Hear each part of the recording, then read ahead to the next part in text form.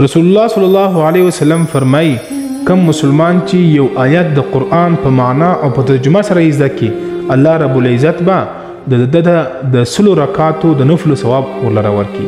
یعنی که یو انسان که یو مسلمان یو آیت مبارک په ترجمه او په معنا سره زده کړي دا داسې دی لکه دی چې سل رکعاته نفل وکړي. څومره غټ انعام دی، څومره غټه ګټه ده. په کار دا دی چې موږ د دین و ویډیو ته وخت ورکو و یو د دین و تعلیم ته وخت ورکو. که چیرې بیا موږ تاسو سره وخت نه یو یا مسافر یو بیا چې کومه ویډیو د دین متعلق درله راسي کم از کم هغه ور پوره وګورو. او بل حدیث مبارک راغلی دی رسول الله صلی الله علیه وسلم فرمایي کم مسلمان چې یو باب د علم زده کړي. باب د علم څه دی چې په هغه کې مثلا باب الغسل د غسل مسایل زده کړي، د لمانځه مسایل زده کړي، د خوراک او د څښاک مسایل زده کړي. دا دې ته باب وایي.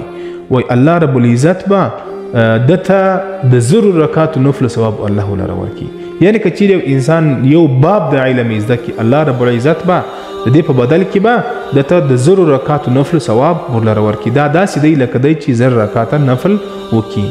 نو الله رب العزت موږ تاسو ته بیخي ډېر بېشمار انعامات را کړي دي خو موږ غافله یو. موږ آخرت ویر کړی، موږ قبر ویر کړی، موږ خپل دین ویر کړی دی، خپل دینی زندگی چې د هغه موږ ویر کړی.